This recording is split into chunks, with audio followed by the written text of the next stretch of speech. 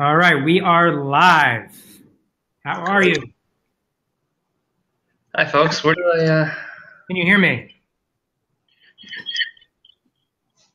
I see. Right. I see 771 registered. Let's see what happens.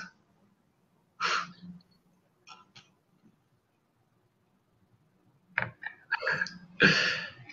right, awesome. We got people coming in. I love that backdrop. Is that real greenery or is that fake? Yeah, no, this is real. I've been growing these for years. Yeah, it looks really good. I need one of those backdrops here. I got a couch in our office here at Skubana. Same. Couches are great. A little mustache. We have a mustache pillow as well. All right, so people are coming in. So anyway, where are you calling in from? I'm Toronto, Canada. Toronto, Canada. Awesome. I am half Canadian. Oh, I didn't know that about you, Chad. Yeah, half Canadian. No way. Okay. Ontario. Yeah. Well, that's where I am as well. But you've never lived here, I suppose. No, my dad was from Canada. All right, we have more people coming on. All right, so if you have the chat available, everybody, give us a shout out, say hello, maybe even put what you're expecting on this webinar. So I see Richard, we got Chris, Samantha, Anthony. Cool. Everyone can hear us. Beautiful. I got Emily next to me. Actually, she's going to be running the slides. Say hello. Hi, how are you guys? Getting some technology issues worked out. Hi, guys. All right. So yeah, if everyone can put in there, oh, the couch looks comfortable. Yes, it is comfortable.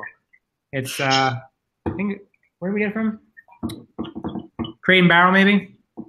So Victoria's dialing in from Brooklyn.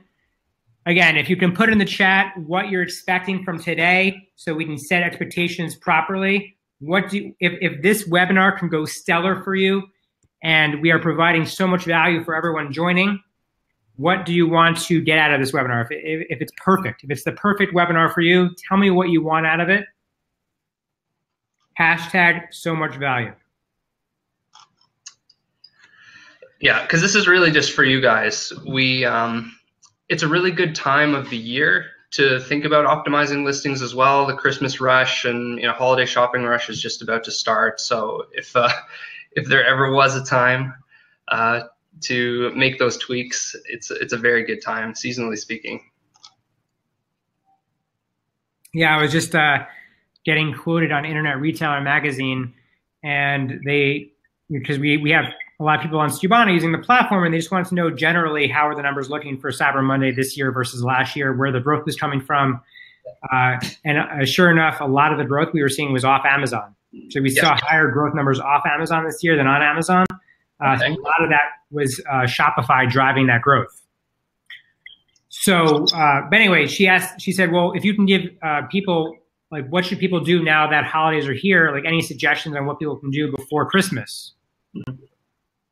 And I was like, well, it's a little bit late for that, but the only thing really you can do right now is make sure, like, your shelf, your digital shelf, meaning your Amazon listings or your jet.com listings, make sure they're completely stellar.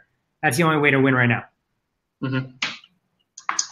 Yeah, and the other thing about it, I mean, is optimization is something, aside from the time, there's no cost to it as well. It's a new way to acquire customers and convert them with just a little bit of time input and a little bit of smart decision making. There's no acquisition cost really. Mm-hmm. Mm-hmm. So Pat, looks like we have some people coming in. So a lot of people. The secret to A9, hot tips to pick up. I'm reading your comments. They're coming in faster than I can read them. The best listing integration app. It's an interesting one. World Peace, that's a good one. We don't have time for World Peace, so we'll settle for optimization. All my listings to page one. Okay. So I wanted to get a feel. Are you guys right? Bruce says understand title, bullets, and description. but what to do with backend keywords. So we'll be covering all of that today in order. Joe says, looking for info on creating content on listings that will help listing growth. Okay, you're in the right place, Joe, for sure. Okay, looks the good news is it looks like many of you are in the right place. This is exactly what we're going to be discussing. Yeah, thanks, Chad, for having me on the webinar. Of course. So this is going to be extremely interactive. I think this is going to be very different from any other webinar we've done because I think this is all going to be driven by the people that are on this webinar. Absolutely. So we want to be really interactive. We want to field questions and not just talk at you, but speak with you and see how we can all collectively help you improve. So that being said, why don't we, so can you see the screen right now, Pat? Yeah, I've got the slideshow in front of me and our two video feeds. All right, cool. So let's get started. So Pat, please introduce yourself.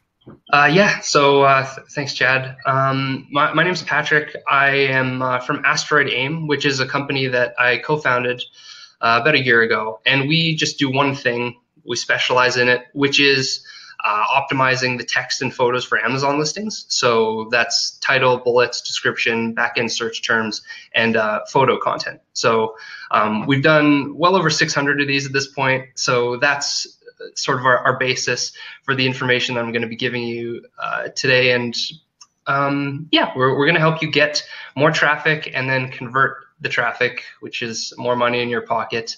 That's the goal here. And real quick, do you do the fishing for people, or do you teach them how to fish when you're talking about listing optimization? Well, our service, Astroid AIM, actually delivers completed listings for people. That said, actually, Emily, if you're there, could you jump to the next slide real quick? Yep, that's a good slide. Maybe one more ahead of that. Okay, yeah. So to answer your question, Chad, it's both. We teach people how to fish with this guide. I didn't mean to become sort of industry standard, but it's sort of what happened because we just put out everything that we knew in this video, and that's helped people a lot to do it themselves. And our company just creates the listing content for you if you want us to. And by the way, I love the videos you put out. That's actually how I think we found each other, was through your YouTube channel. Yeah, YouTube. Yeah. Chris, we're going to be hiring you, Pat. Awesome. So, guys, I'll just introduce myself. Chad Rubin here, founder of Skubana. Also happen to be roughly anywhere from 250 to top 500 Amazon seller. I sell on 20 other channels. We manufacture home appliance parts and accessories and sell them direct to consumer.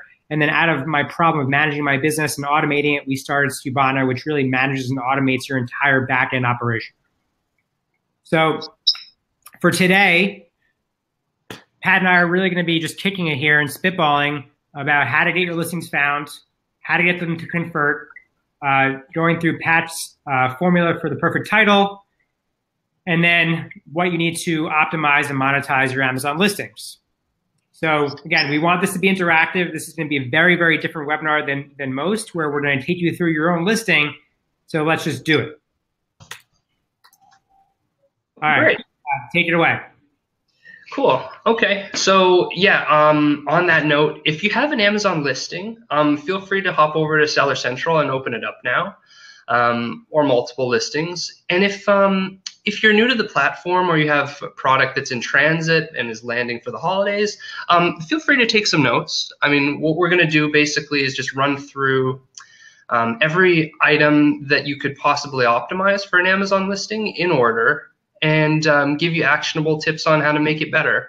That's really what it is. So take a look at your own listing if you have one, and if not, just take some notes on the different sections. And that's it for this slide. So if I had to, people think maybe listing optimization is this big onerous process. It's really just about two things. So you want to add keywords to your listing that are relevant and high traffic, so that you get found by people. That's the first step, is just get more people to find you. And then you want to convert the people that find you with persuasive sales copy. So it's a 1-2 punch. This is get found by people and convert those people, and that's it. The rest of it is just details. It's just tactics. This is all we're doing. Are these 2 things? Put another way, if you're more poetically minded, it's you add keywords into your listing that weren't there before, that are high traffic and high relevance. And so that's sort of like a science. That's a little bit more technical. And then, but that's only the first step, right? You need to get past that so that people find the listing. But then the art to it is phrasing your listing text in such a way that it actually convinces the humans that find it to buy. I guess it's important to note that you can't have one without the other. So you definitely need the hardcore keyword research first in order to get found, but that's not enough to complete the sale. The keyword research is conducted first, you get found, but then you convert based on the sort of more human touch that you add to your listing. So that's another way to look at it. Yeah, I always say you want to optimize your listing 50% for humans, 50% for Amazon. Right. And yeah. And in terms of like, are you going to go through like keyword, how do you find keywords, or should we just kind of talk about that now? Yeah, I mean, it's definitely going to factor in later, but we can certainly introduce it. What out of curiosity, Chad, what kind of, when you guys are looking at where to source keywords, are you guys using any particular tools or that you like more than others, or? Yeah, so a few things. Number one is, I'll tell you that we've changed, like since I've started selling on Amazon since 2008, we have changed the way we source our product even, right? Because now everyone's drowning and using the same tools, right? If everyone's using BSR tools to figure out if they should decide to make a product, then we will all end up with the same duplicated products. So for me, what our team spends time is we understand how people are searching. So we use Amazon's A9 in the auto suggest. We will also use merchantwords.com for finding what people are searching, and we let people's search terms dictate what we're going to start looking into or making or manufacturing. Oh, that's interesting. So it's a pull instead of a push. Exactly. Yeah. So that's a new policy for us. And if we find that there's other Me Too offerings that are already on Amazon, we actually don't even make those anymore. Like, we will not make a Me Too offering. It will always be a brand new white ocean unique product. Okay. That's really good. Yeah, because the so if you take like compare a BSR tool approach to a keyword based approach, it's interesting to think about. So what you're saying is if it's a BSR tool, chances are people are using similar techniques and have already found that niche, and so that becomes a thing. Ironically, it's so good that it gets saturated, and then it's not good anymore. Exactly. The herd mentality comes in because people really can't think for themselves anymore and think about good concepts to invest in. So they're like, okay, let me just go and duplicate what others are doing.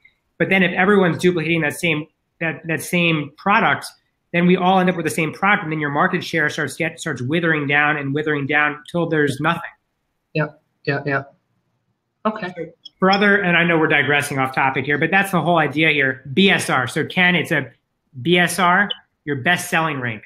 When everyone's using a Unicorn Smasher tool or Jungle Scout, or if everyone's using the same best-selling rank tool to analyze the sell-through and velocity of certain products, we all end up with the same product.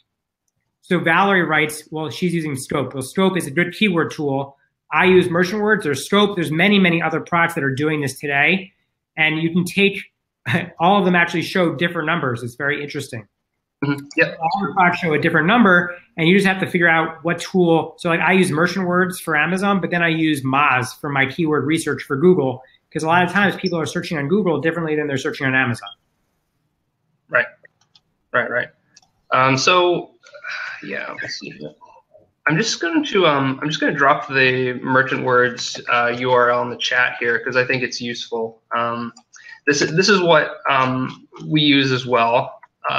Basically, if you guys have ever seen the Google Keyword Planner tool, it'll tell you what people are searching for on Google and the monthly traffic for each of those search terms. So this is exactly like that, but it's for Amazon, and it tells you approximately, you know, all these tools are approximate in their metrics, but Merchant Words will tell you, well, silicone baking mat, that has 30,000 monthly hits on Amazon. And so what Chad is saying is, well, you know, if you take that approach, you can predict most of the time ahead of the curve where consumer demand is based on the searches. And it's important to use a tool like Merchant Words for Amazon listing optimization versus Google, just because Merchant Words is Amazon specific data, whereas something like Google Keyword Planner tool will give you Google data, which isn't wrong. It's just less close to what we're looking to optimize, which is an Amazon listing.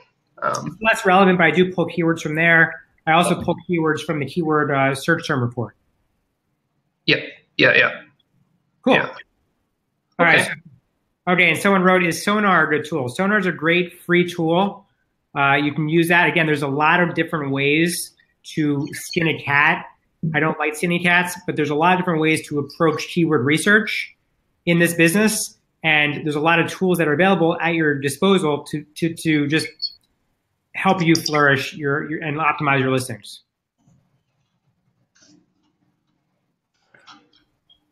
So Richard wrote, just real quick, if you don't use BSR, how do you figure out demand? So again, what you're trying to figure out when you're using a BSR tool is you're saying this person's making a lot of money, they're selling a lot of units, I want to sell the same unit. What I'm saying is that, again, I just have a different perspective, is I believe if you're doing what everyone else is doing, you will always lose. So how do you do things differently? Well, you can actually use keyword research like Merchant Words to decide on what you're going to make. So for example, let's use an example. If you are actually, let's just say you're really into Bitcoin. Well, if you go to Bitcoin right now on Amazon, or if you type in cryptocurrency, a lot of things will come up, but it's such a new market that maybe there's things that people are searching that you're not aware of. So you can start searching based on what other people are searching and understand where are their voids, where are their holes, where are their problems that you can fill. And that's where we like to capitalize on. And that's how you create innovative products. Right. It might also be true that by the time the BSR tools are reporting it, they're reporting high BSR because it's already being sold in high quantities, where on the curve it might be a little bit too late. Not necessarily, but it stands to reason that a high BSR is already high sales. So you can sort of anticipate demand and get ahead of the curve a little bit by capitalizing on high search volume but low BSR or moderate BSR currently. Yeah, so I think is that are you guys more or less happy with that? Okay, so these are the 10 things, super screenshot worthy. This is a good list. These are the 10 things that you can optimize at no cost to yourself to improve traffic and conversions on an Amazon listing. You'll notice that they go in sort of ascending order, in the order that the customer would actually experience your product. So the title's first. They see the title, they see the price, they see the photos when your product appears in search results. Then they click into your listing and they see the bullets in the description. And on the second line there, the sort of second line of 5 items, the search terms are never publicly seen. Same with keywords, category, and PPC keywords. Fulfillment method is seen.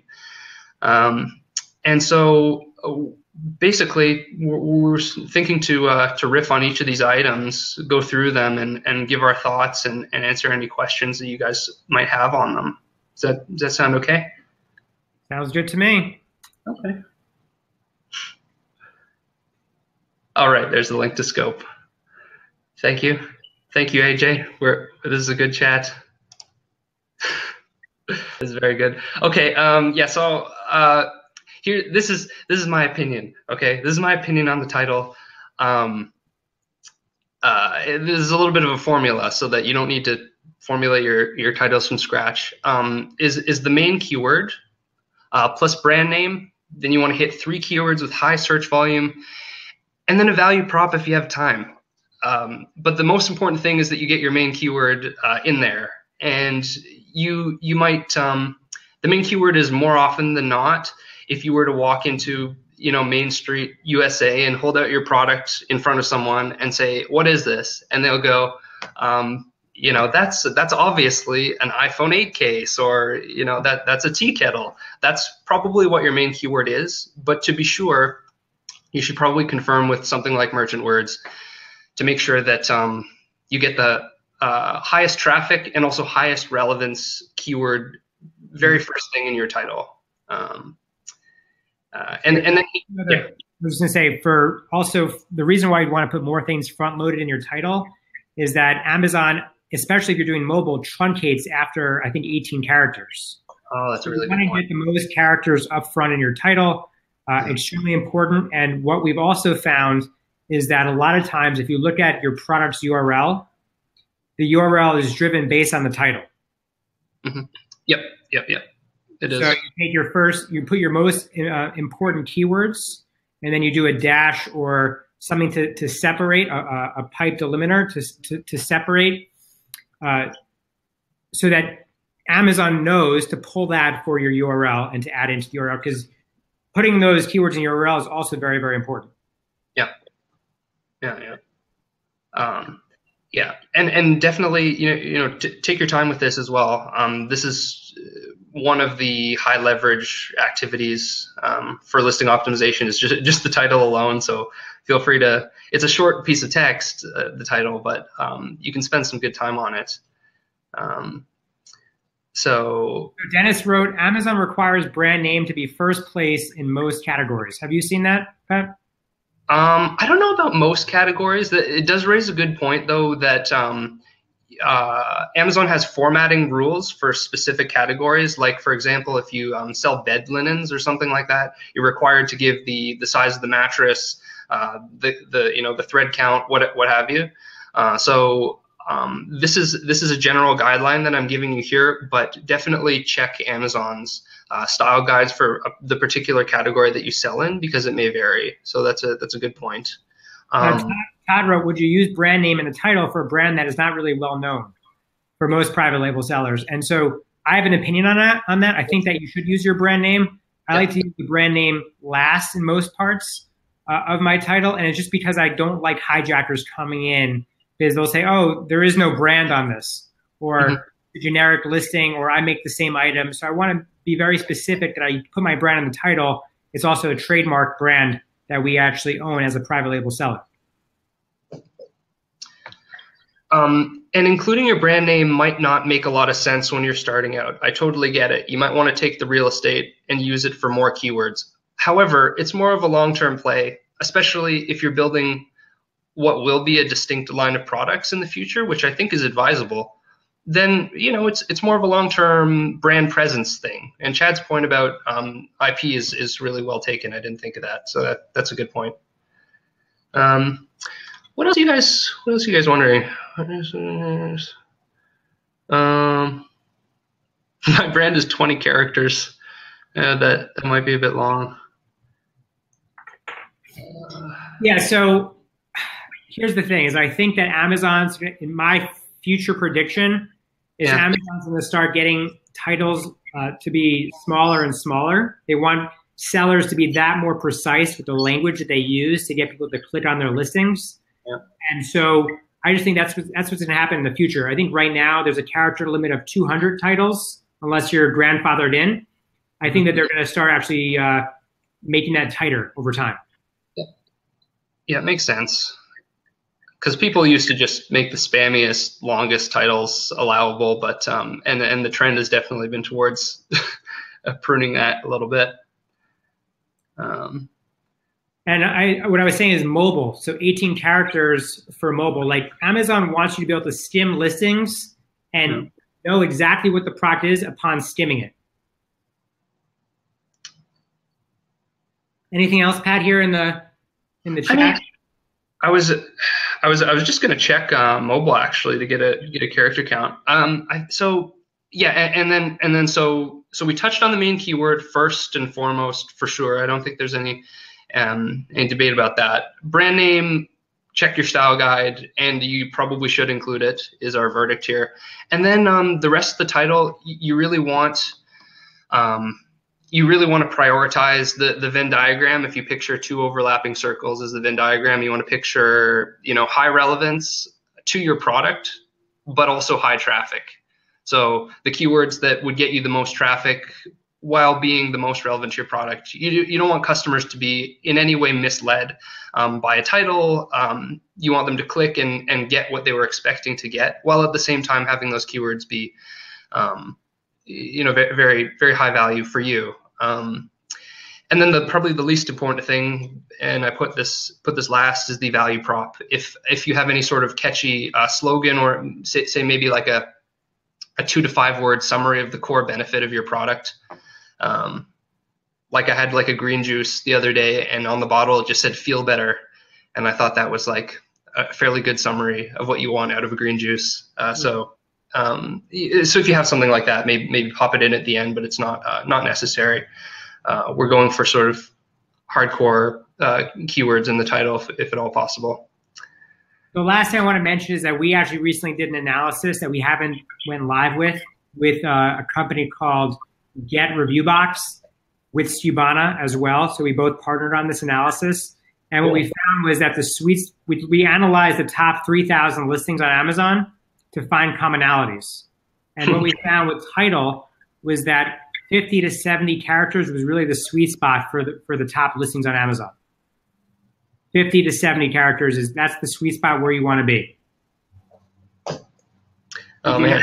Mention keywords twice. No, definitely.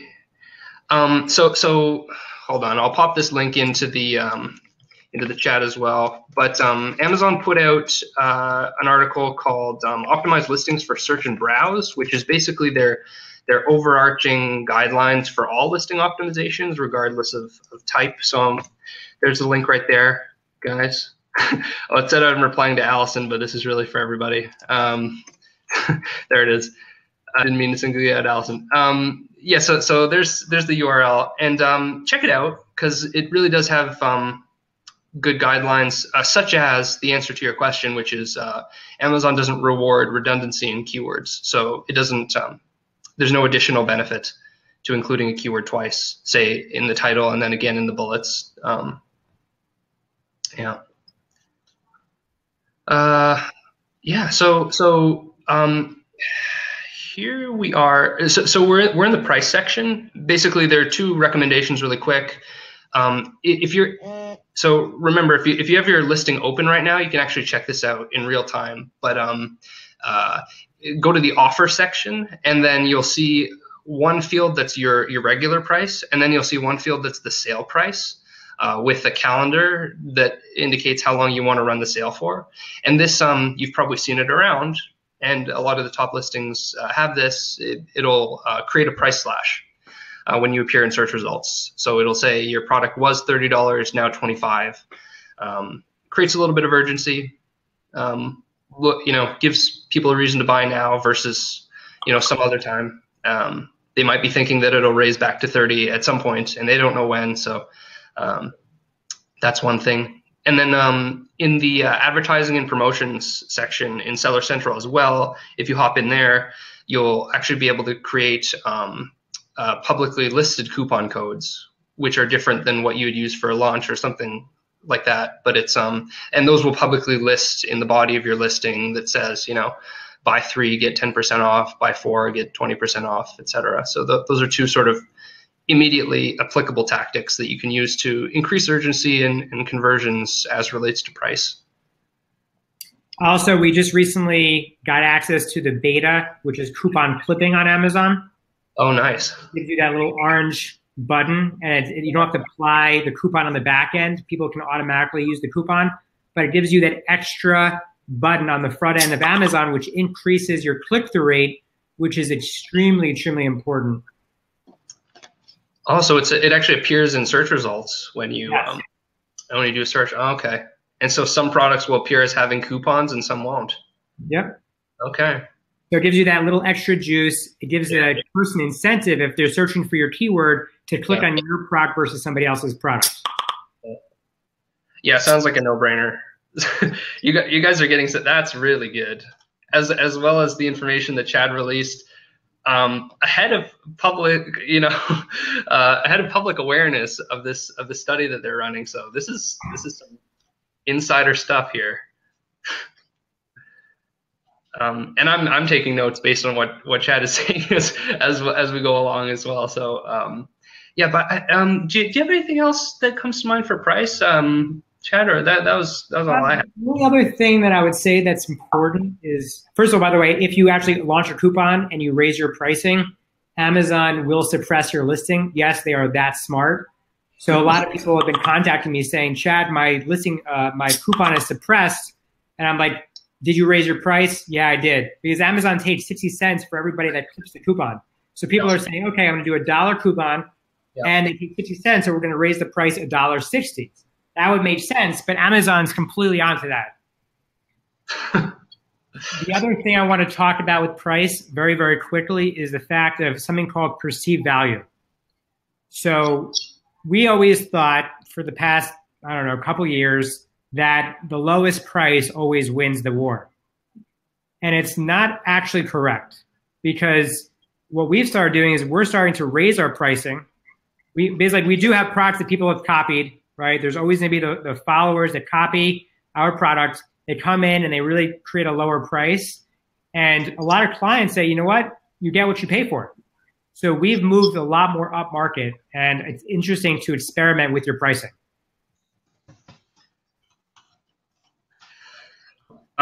Yeah, it's true. I don't have anything to add. That's just true.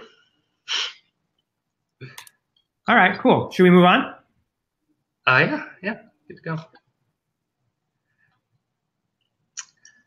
Steen, I was saying when I said no-brainer, it was in reference to Chad's suggestion to add the new coupon feature when your product appears in search results, to add a coupon that can be clipped, because some products won't have it, and if yours does, then it just looks. I imagine that will encourage the click more often than not. So I posted something on LinkedIn about this coupon that a lot of people left feedback, and somebody that commented on my LinkedIn post said that if you don't have access to the coupon page, if you have the URL, a lot of times you can just access it even if you don't have access. So I'm going to go ahead and put that into the chat box. Oh, nice. If you don't have beta access right now for the coupons, try using that link. Let me know if that works. Wow. Okay, that's great. That's very cool. Yeah. All right, moving on to photos. Very exciting. Yeah. So photos. Perhaps debatably, aside from title, the most important in terms of the click and the conversion. Amazon at this point, these policies are always changing, but this is sort of the standard. Is you get 7. One is the main photo on white, and the reason you might be wondering if you're new, it's like, how does everyone know to put your photos on a pure white background with your product prominently featured? It's because Amazon enforces this and suppresses listings that don't follow it. So there are some pretty stringent guidelines for your main photo. It needs to just be the contents of what's actually purchased and delivered by the customer. Of those, and on a pure white background, with the product occupying 85% of the frame, so that people can get a good look at it. There's good reasoning behind all of these rules. And while we're in this section, I will drop the Amazon photo guidelines as well to complement the optimize for search and browse that I dropped earlier. And then these are the other bullet points. You'll see the 3 glamour shots and the 3 lifestyle shots. These are more my personal recommendations, and you can tweak these as appropriate.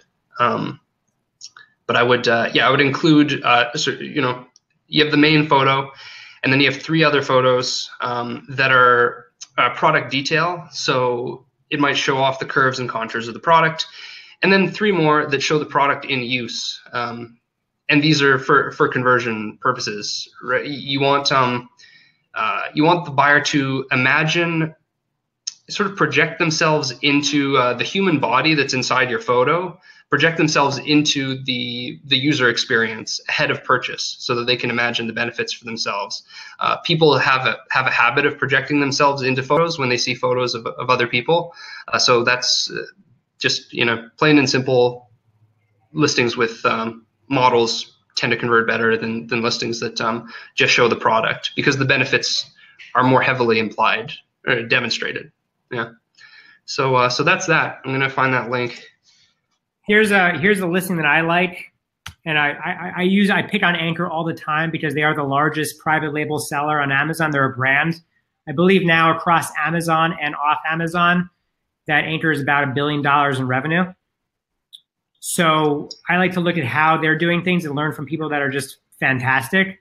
And if you look at Anchor's images, I think they do a great job with their images, and they create compelling images because nobody really reads anymore. People have an 8-second attention span, like the attention span of a cat. So you need to capture them in the quickest way you possibly can. And I think Anchor does that. And they have their primary image, which is very elegant, which has a white background 85% of the time. 85% of the images are white backgrounds. But then if you look at the secondary images, they create value where it's all their value propositions to compel you to go and add to cart. Right. So I just dropped that link in the chat. Yeah, so guys, if you go and look at the listing that Chad just dropped for this Anchor wall charger, it's pretty interesting, because you'll see the main photo is to spec, obviously, but the other photos, they each sort of emphasize one core benefit of the product. And if you're looking around, one of these is going to hit you for your particular use case, I imagine. Also, my theory about using humans in the photo set is somewhat present here. In the third image, you'll see there's a human hand. So if you could just imagine for a second, if they had this photo with and without a human hand, which one would convert better? It's more likely that people will imagine that hand is their hand and they're interacting with the product, versus a sterile sort of product image of the wall charger on a desk is not as compelling as if you can sort of put yourself inside the image. So just real quick, and Astroid AIM, your company, do you guys actually do the photos for companies? Yeah, we introduced photography by popular demand a few months ago. We were text only until fairly recently. So the client would send you their product and then you would do the photos? Correct. Yeah, we have a photo studio in California. They will take the sample and photograph the heck out of it. That's awesome. That's great. Yeah. All right. Well, I think that's it on the photos. The only thing I want to add with photos, I think it's extremely important. What we see with our analysis, roughly about 5 to 7 photos is what the commonality of these top listings have. So the sweet spot, again, is 5 to 7 photos or images. 2 is Amazon is tracking when people buy. So you need people to get people to buy your products. Yeah. And so images is a great way to compel people to add to cart. Yeah. So it's like what we were talking about earlier with you add keywords to get the listing found in the first place, but then you need to work on things to convert the customer once they're there. That's the 1-2 punch of it is, do the keyword research that's required to show up for search results, but then convert. And it's a 2-step process, and you can't have, sales without both of them in place. So, so bullets. So bullets are important from a keyword perspective as well, because it's additional opportunities to add in relevant keywords. But I wanted to emphasize here some sales copy stuff, because A, it's fun. It's just fun to talk about. And B, because I think, might be a little bit lost on people sometimes. When I see descriptions, they're good and they have good keywords, but perhaps they could be phrased in a way that would make more sense to people who are looking at the page. So again, a super screenshot worthy slide here.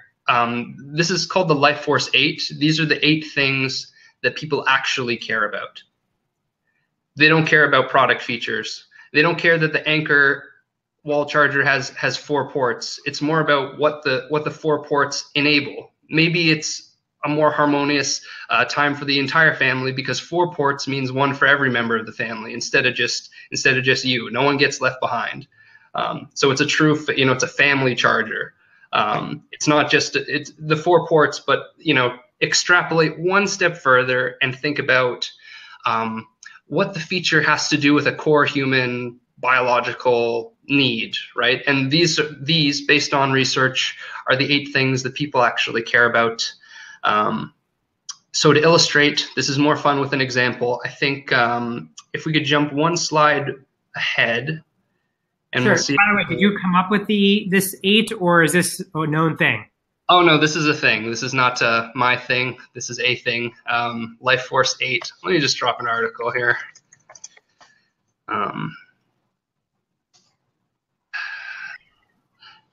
Yeah, no, this is. I don't know if this is like. Oh, right. It originally comes from a book called Categorization by Drew Eric Whitman. Okay. Everyone loves Drew Eric Whitman. I'm just kidding. I don't know who he is, but there's So should we encourage people to watch? Should we put this video on? I don't know if people will be able to hear it. I mean, the audio isn't as important as just the visuals. Well, let me set this up. We're only going to watch a few seconds because it's a really most of the commercial is not relevant for our needs. But maybe Emily, if you could skip to like a minute 15 or something like that. I don't know. Are you guys getting? That's me. I'll do it. I got it. Okay, cool. So this is an Axe commercial, and I want to show you what happens. Maybe skip to yeah, right there. That's perfect. So the guy gets the product in store, sprays the Axe on himself,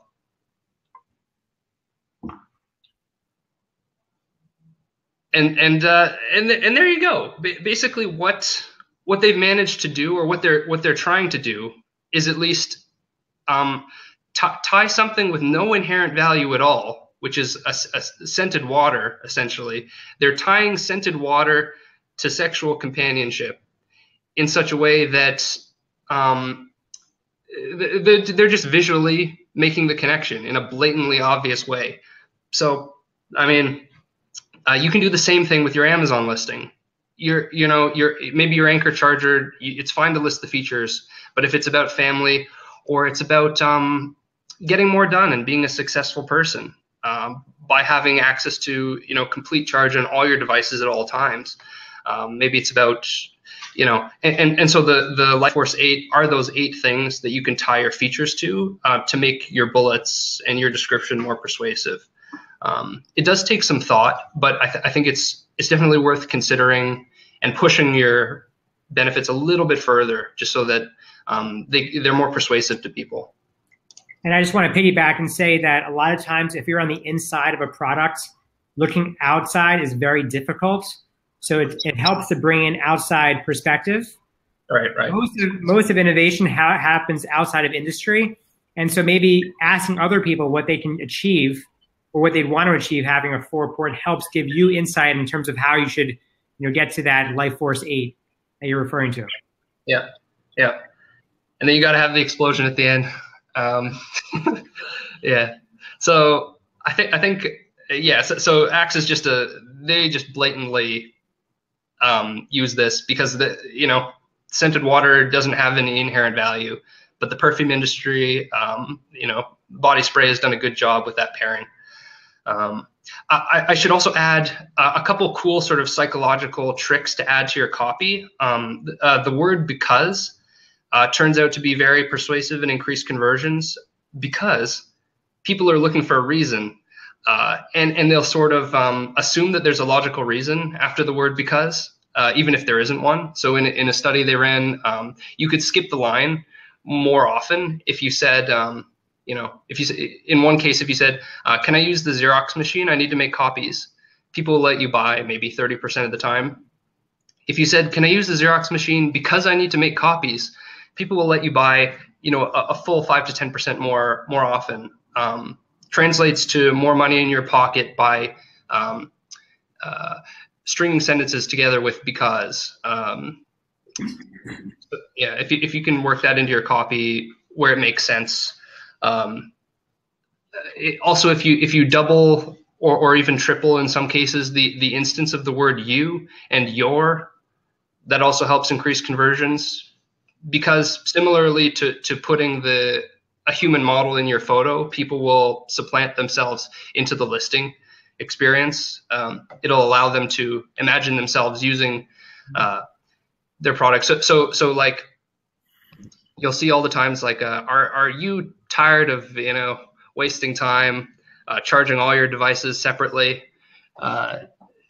Your family has it hard enough as it is. Get Anchor, whatever. You see it quite often.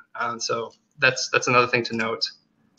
And just housekeeping, there's some questions coming in. A few of them I'll just address up front. I haven't seen you have the ability to put HTML in bullet points. No, right now I am seeing people using cross-browser enabled emojis. I do think that at one point Amazon will start sort of penalizing sellers for doing that, but right now it actually is working. Yes, the bullet points are searchable. Pat, yeah. I see you laughing, so what's up? What did I say? Oh, no, just the emojis. I was just thinking about all the times that I've seen the emojis. Yeah. Yes, bullet points are searchable and are indexed in the back end of Amazon. It helps with listing, with placement as well. Yes, you should have keywords in your bullets. That's a no-brainer. And I think that in the beginning of your bullet is the most important, because that's part of how people scan your listing. Yep. Having quick, easy information that they can digest right away after they look at your image, which then pushes them to that orange button in the top right-hand corner and gets them to actually buy. Right. That's a really good point. You'll often see bullets begin with 2 to 3 simple words. Mostly it's a summary of a benefit. Each of the 5 bullets focuses on a separate benefit, perhaps. Just like the Anchor listing had those photos that broke down one benefit per photo. Yep. And since we're on description now, since we discussed LifeForce 8, we discussed putting quick benefits at the beginning of the bullets. We discussed the emojis. This is a note about the description itself in terms of, from a formatting perspective. A standard Amazon description, if you write it out, it just looks like a block of text. So what you can do that is currently allowable as of November 2017 is that you can add these HTML tags to break up the text a little bit, create paragraph breaks, bold words. And I think that'll eventually give way to this second option more and more, EBC. Let me drop a link to that.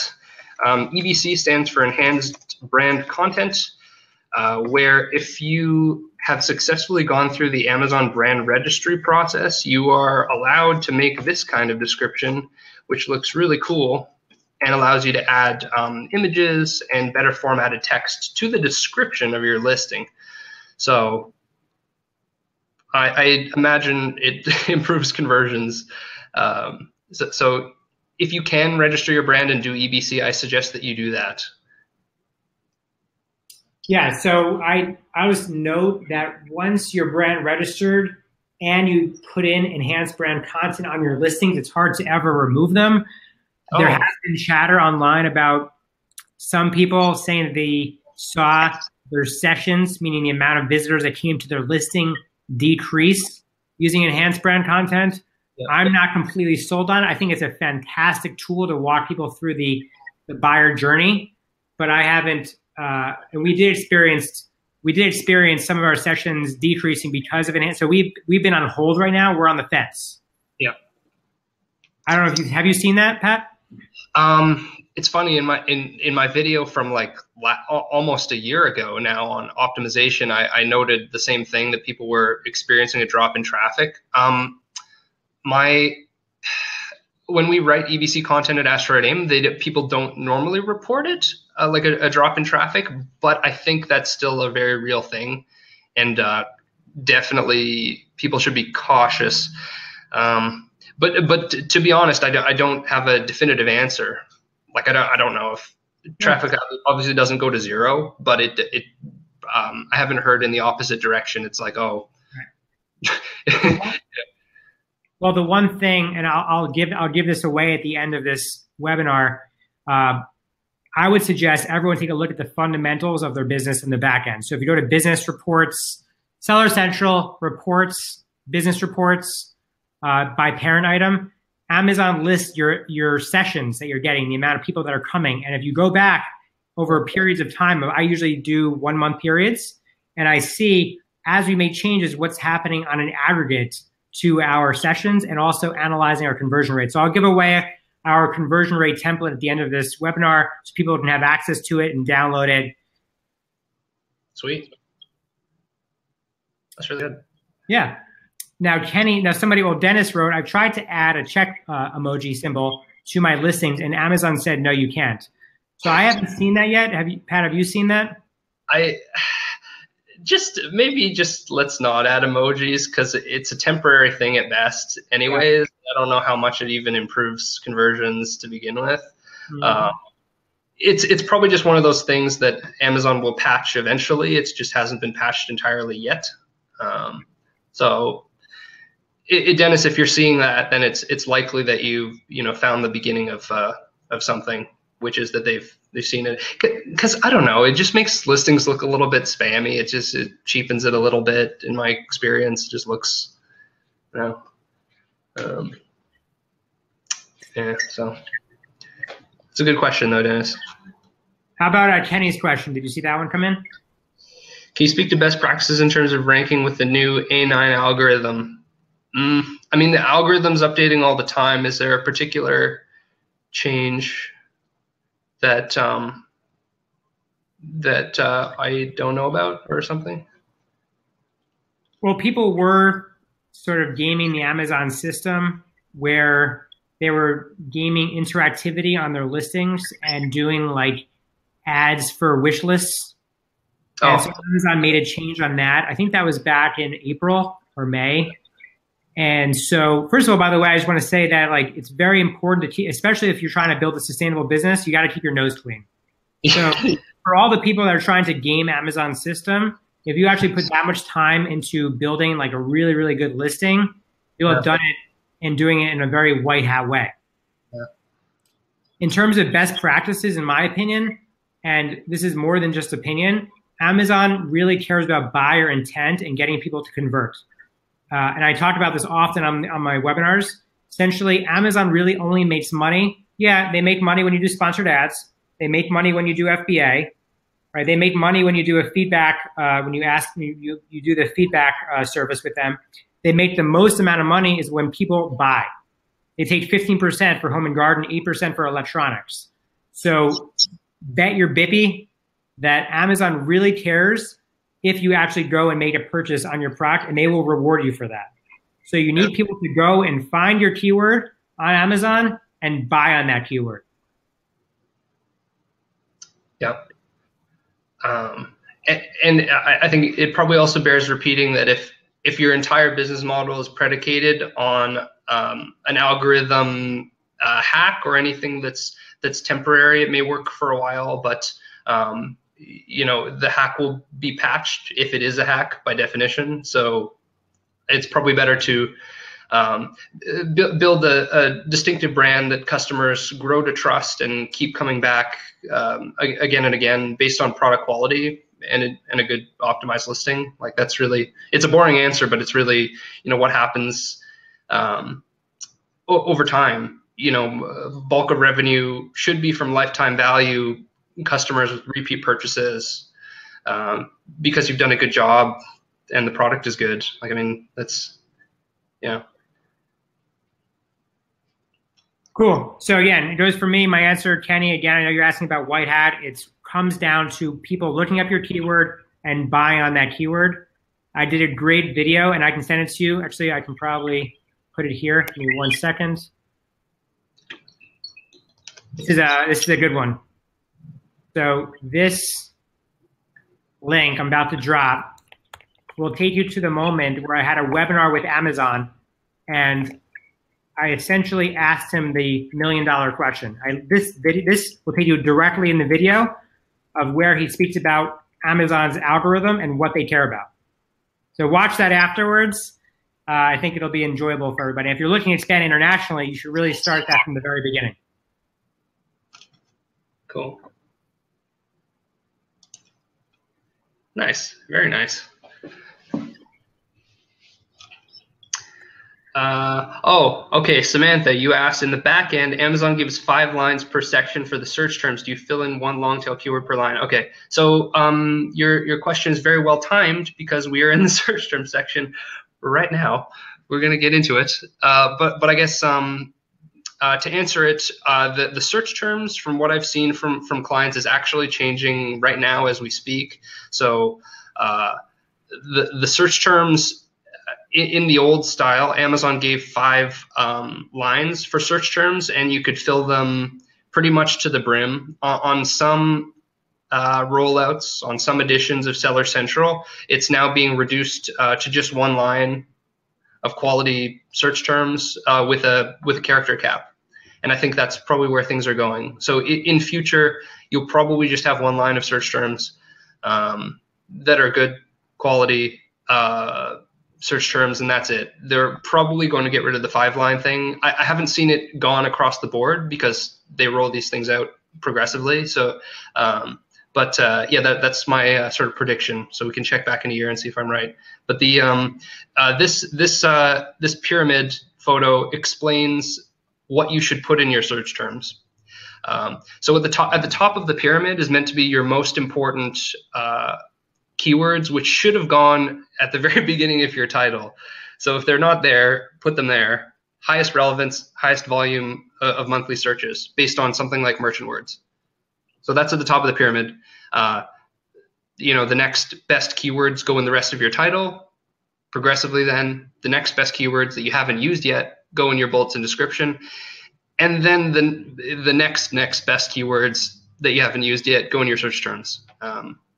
So again, I dropped the link a while ago, but Amazon's article, Optimized for Search and Browse, pretty much confirms this, that there's no additional benefit to the seller if you repeat keywords over and over. So the search terms will be unique keywords that haven't appeared yet in your listing. They're still relevant and high traffic, but you weren't able to work them in for whatever reason. They weren't super relevant, they weren't whatever. Should you use commas? Good question. No, you should not use commas or any formatting. Amazon also accounts for pluralizations and cultural variants of words. So for example, I'm in Canada, so we spell color as C-O-L-O-U-R with a U. So you don't need to, you would just put C-O-L-O-R. You wouldn't put colors, you wouldn't put color the Canadian way, you wouldn't put color, comma, whatever else. Yes, Julie, no commas. Yes.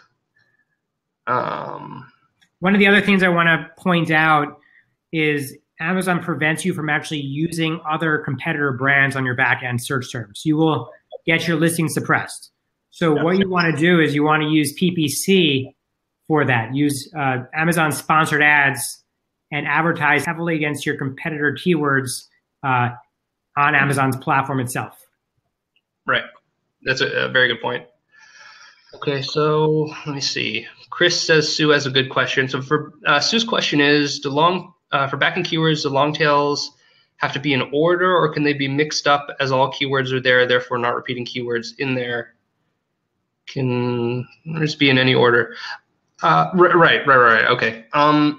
If you can put them in order, it's better. I haven't seen a benefit either way to there's obviously no benefit to mixing up the keywords. So if you can put them in order, it's better. I think Amazon actually in that link you provided, Amazon does say that it should be in a hierarchical order, in a pecking order, from most important going down. Let's see here. I'm pretty sure. It's been a while since I've seen that link, but I think you're right. I'm just looking. So I'll drop the link again since it's been a while. But they're basically what Amazon did in this article is they put some charts at the bottom of it that give you examples. And to me, those examples have been the most instructive.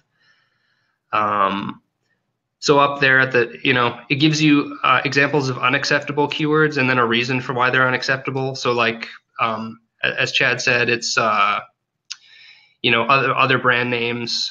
Amazon considers inaccurate information, so you should not provide those. Duplicate information that's already covered somewhere else should not be included.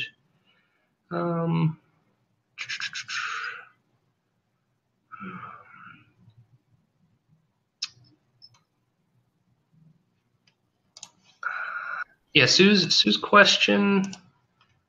Okay, well, I'll probably have to bookmark this and get back to you guys. But I imagine what you're saying is correct. It's just I can't confirm it in the article. It makes sense. You should put them in order of importance. Let's just say for now, because if you think of the other case, there's no benefit to putting them out of order. So, yeah. So Rick, this is a good. Sorry. He said, if we want to capture people searching for picnic blanket and sand blanket, do you use blanket twice? No, you don't in that case. So you'd put, say, picnic sand blanket. It's just like, so basically what we do even for Astroid AIM is we just run the keywords through a duplicate checker, and it deletes all the duplicate ones. There are online duplicate checkers that you can use for free. Yeah. Sorry, Chad. I think you were going to say something. And no. Also, by the way, you could use an index checker. So there's a Chrome app for this called, I think it's called Index Checker, that we use, where you can add KW Index Checker, and you can use this app to find out if you're actually ranking for a search term, and if so, where you're ranking for that search term. Right. So I'll show everyone a little screenshot of what it looks like in the chat.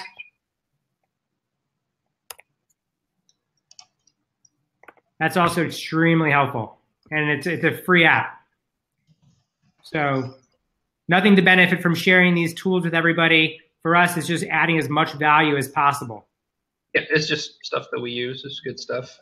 All right. So anything else on this number 7, Pat? No, I don't have anything else. On the other keywords? Sorry. Yeah, I do. So sorry, Chad. So yeah, we haven't outside of the search term box. You'll actually have other keyword fields as well, like platinum keywords, subject matter, other attribution, stuff like that. Definitely fill these out. I have less information on this than I'd like, to be honest. But I haven't seen any enormous benefit from filling these out or leaving them blank. To err on the side of caution, fill them out in accordance with Optimize for Search and Browse. Don't duplicate keywords.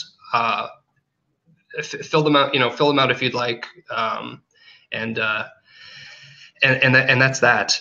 Yeah, I don't. Total transparency, I don't have quantitative evidence that shows that these are more beneficial than leaving them blank, but you might as well, sort of thing. And so coming to the end here, I mean, we have the decision about what category to put your product in, and so this is a decision tree here. So if you follow the decision tree along just the top branch, if you ask yourself, are most of your competitors in the same category? If yes, are their revenues good? If yes, you should most likely just follow suit and join the same category as they're in, or the listings that are earning the most.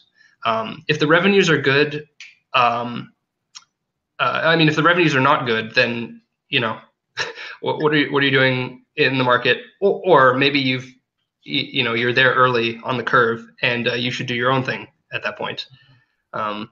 On the latter two branches of the decision tree, are most competitors in the same category? If no, then you need to look for a correlation. Like, is there a correlation between products that are in a certain category and revenue? And if yes, then again, just copy what's working. And if not, then you should choose the highest relevance category. So that's how this works. And I think, I don't know, Shad, do you have experience with category stuff? Like, do you guys have way of thinking about this, or?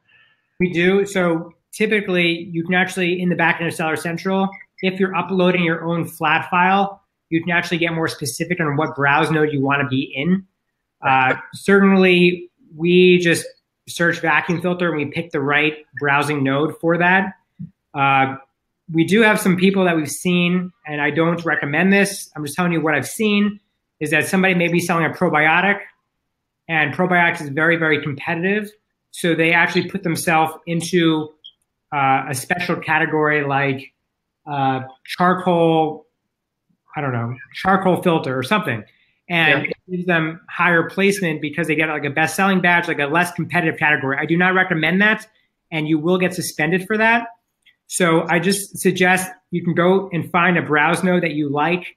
I don't love following people, like going after the same categories as competitors, because again, if you're going into the same category that's extremely competitive, it doesn't really give you a lot of room. So try to be unique and try to think of other ways you can actually get a level up, but abiding by Amazon's TOS. That's the utmost importance.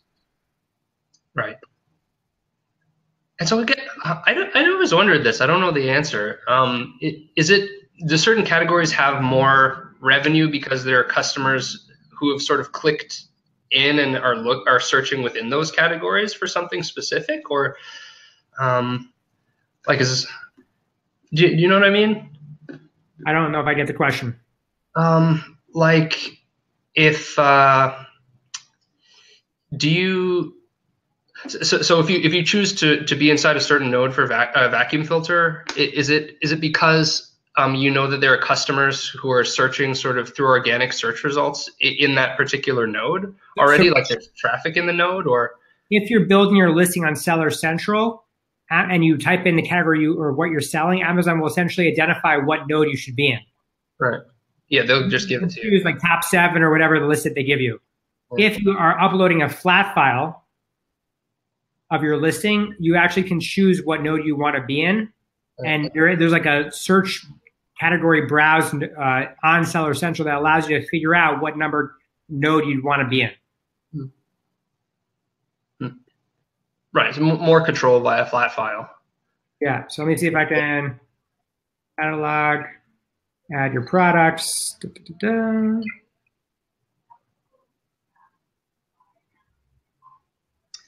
here's the link, right? You can actually see the product classifier here. I'm just going to put this in the chat box so people can check that out. That's interesting. All right, before we continue on, I got to get to Chris's question. He says, every FBA merchant wants to know this. Must we buy our UPC codes from GS1, the most expensive option, or can we safely buy from cheaper options like Nationwide, Snap UPC, or Speedy Barcodes? I can tell you that I use a company called Barcodes Talk. I will put a link again. I have no affiliation with them. I've just found that they have really good UPC codes that are already GS1 certified, and you own them. So I'm just going to put that link right there for you, Chris. And you can find them on eBay as well, but I'm just telling you I use Barcodes Talk. They're also selling on eBay, so figure out where's the cheapest option for you to buy from. John says, great webinar. Please send the recording post on YouTube. I think there's going to be some copy of this somewhere, right? Yeah, we're going to post it on the Skubana TV YouTube, and I expect you to create a bomb video from all of this with your video techniques and to make this look pretty. There's going to be something. We already look pretty, Chad. I don't need to do much. Yeah, thanks for coming, guys. This has been a lot of fun, and yeah, there's been a lot of good content and a lot of stuff that has come unearthed, which is really cool. Okay, so really quick, this is a good one. This is a very good one, and it reflects something that Chad said earlier also.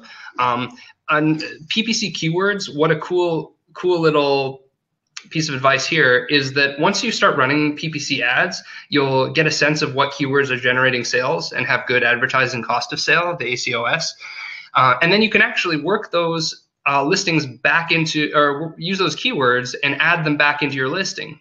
as you get more data. So for example, if you're selling silicone baking mats and you realize that the keyword, baking tray has an excellent ACOS and is making you a lot of sales, but it's not in your listing currently, add it into your listing so that you can get organic sales through that keyword and you start indexing for it. PPC is just another data feed that you can use to optimize your listing over time. So, and we can have a whole webinar on that topic. Yeah, pretty cool. And then last, this is super fast, fulfill by FBA if at all possible. Amazon has an economic incentive to favor FBA listings. They make more per transaction that way. So if at all possible, send your product to an Amazon warehouse, get it fulfilled by Amazon instead of shipping it from whatever warehouse location you have. Well, yeah, you'll always get a lift from doing FBA. I look at a lot of sellers' listings, and the first thing I'll note is that they're just not, they're FBM, right? So yeah. Amazon will prioritize an FBA listing over an FBM listing every day of the week. Yep. Yeah. Oh, man, that was great. Those are the 10 things. So that's amazing. We're just at time. I'll tell you that I promised everybody that joined us for this webinar that I was going to give away a conversion rate template. And so if you sign up for the conversion rate template here, I'll give it to you. The website is going to be in the chat box. It's skubana.com/gold. The password is going to be nuggets, gold nuggets. Love gold nuggets. So if you want my conversion rate template that we use, we actually use that internally to analyze our listings. But on top of that, I give it to my friends that are also Amazon sellers, and I understand kind of what the industry standard is for conversion rates. And we use that template to have a benchmark and to benchmark our own success. That's super good. Yeah. Pat, how about you? Anything else you want to add before we wrap this up? Well, just Chad, thanks. I really appreciate coming on and doing this with you. That was a lot of fun. I hope you guys got something from it and took some notes on how to improve your listings. Let me see. Well, I might also drop here. Chad and I did we had another discussion. The topic was how to make your first $1 million on Amazon. I'll just drop that here as well. It's been really well received. Chad Rubin it's is been Amazon top 200. I can hear that. Yeah, you can probably hear that. That's weird. Okay. Hey, and yeah. how do people find you? Oh yeah. So that YouTube link is the other conversation that Chad and I had, and then just astroidaim.com is where you can find me. There's a live chat on the site, and there's that. So yeah, those two links are all you guys need, I think. Cool. And if you want to find me, I'm at skubana.com. You can email me at chat@skubana.com. You can find me on LinkedIn, Facebook, wherever you spend your time, Instagram. I'm not really on Twitter that much. But thank you so much. And if there's any questions that you have, contact us. We're very available to help you out. Awesome. Thank you. Thanks, Pat. I really appreciate it. Yeah, that was fun. I'll see you soon. All right, see you soon. Bye.